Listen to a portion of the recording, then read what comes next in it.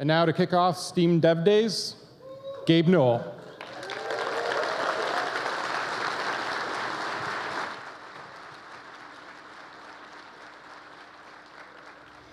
Thanks very much. Thank you for coming. I'm Gabe Newell.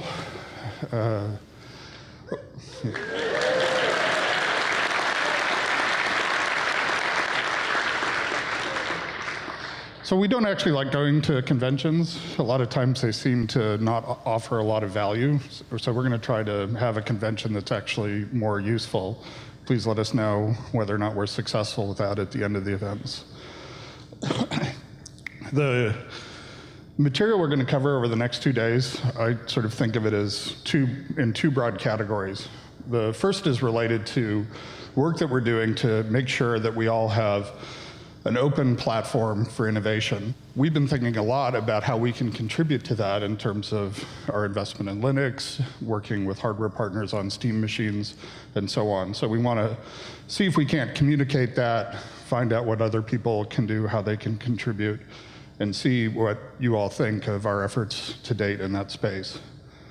The second major thread is, okay, given that we've got this opportunity to be innovative, what are the different things that we see that are interesting? What do some of our partners see that are interesting? People know Michael Abrash all the way back from the Quake days. He's decided that he would impale himself on the VR opportunity, and AR seems to still be too hard, but we think we've made some progress in VR to the point where it actually represents something useful to game developers. I don't know about you, most of the time, I don't know how many years now, 20 years at least, that I've been going to VR demos and I put them on and spend 90 seconds looking at it and go, nope. And hopefully you'll go to his demo and you'll say, yep. We're also thinking a lot about,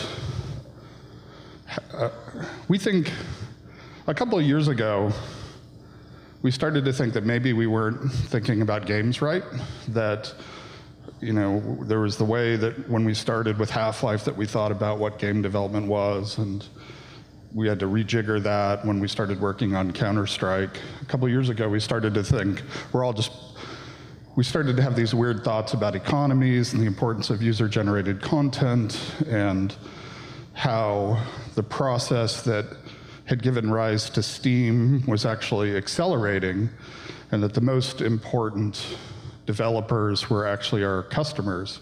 And thinking through what that means from development tools, from game design, from other kinds of services that need to be in place.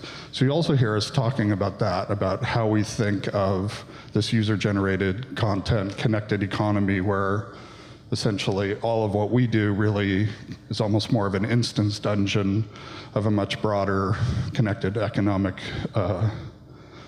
behemoth. So we're going to talk about that, and hopefully that's interesting and thought-provoking to you guys.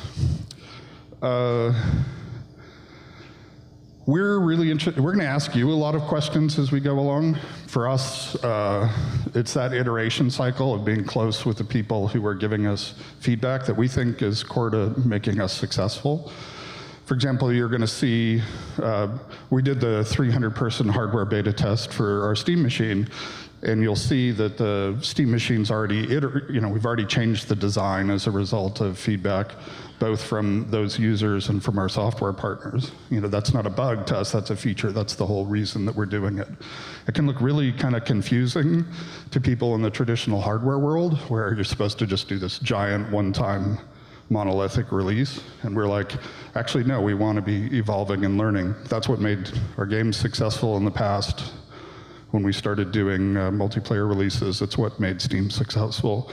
And we think it's also going to apply in the hardware space. You should also ask us lots of questions. You can ask any Valve person a question. If they don't know the answer, they'll know who would be able to have that conversation with you. And we really do expect it to be a conversation where we get smarter at the same time we're giving you guys information. So in that spirit, does anybody have any questions? Somebody? You in the orange. Yeah, the degree to which we're an intermediary or people that you are promoting to Valve people, that's broken.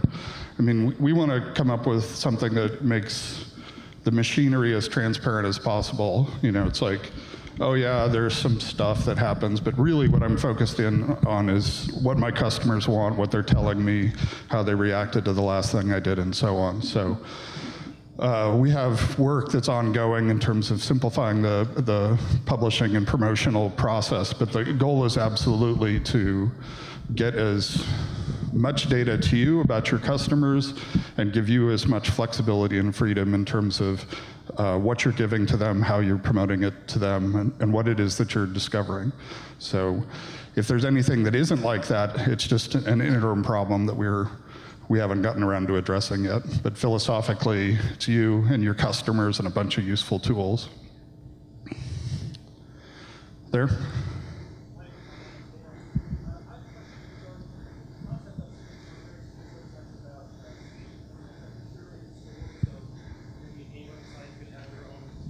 They could have their own curated store of games, and is that going to be a reality? Or yeah, that's the way that we think of it is that we think of a store as being another example of user-generated content.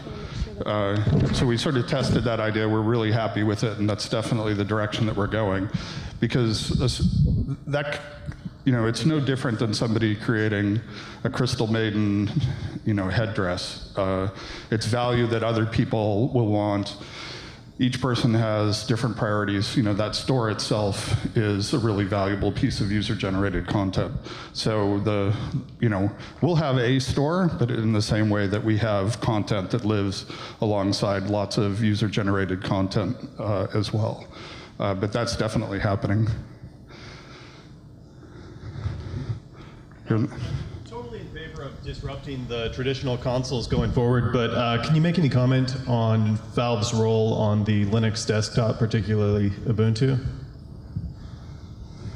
That sounds like a landmine. We're big fans of Linux. Linux is, you know, great. We're doing more and more of our own development on it, and we do expect that for a lot of customers, migrating Linux onto their desktops or the laptops will make more and more sense as we continue on in our current operating system trajectories. Thanks. In the white shirt here. I'll do 3 more questions. Have you been surprised by the success of the early access program and how much consumers have kind of invested in that? And how do you see that evolving over time? It seems to be something that's really kind of taken off on Steam. I mean, we thought it would be useful. I mean, if you're asking us if we were surprised, no, but we definitely factor in how well it works for both customers and developers in terms of how much we invest in it further. But that's the kind of discovery process we like to have, where it's like, oh, okay, so that did that, then that justifies people spending more time on subsequent versions of it. It affects the sort of internal weighting and decision making. So that's one. Next. Okay. Jason Weeks. I wanted some comments on Greenlight. I know it's been pretty successful. What's your plans for going forward for Greenlight and make it easier for attendees to get more games on there? Well, our goal is to make Greenlight go away, not because it isn't a useful step now, but because we're evolving towards something where there's less of a filtering process between what customers want. I mean, we're moving towards something that looks just a lot more like, oh, I've got something valuable, I can publish it and take advantage of the sets of Steam services without somebody else having to sort of give you permission. So anyhow, thank you very much. I have a light flashing at me telling me that I don't get to answer the 3rd question, and hope you enjoy the rest. Definitely go to the Intel presentation because they're planning on having kind of an Oprah moment for you. So, thank you.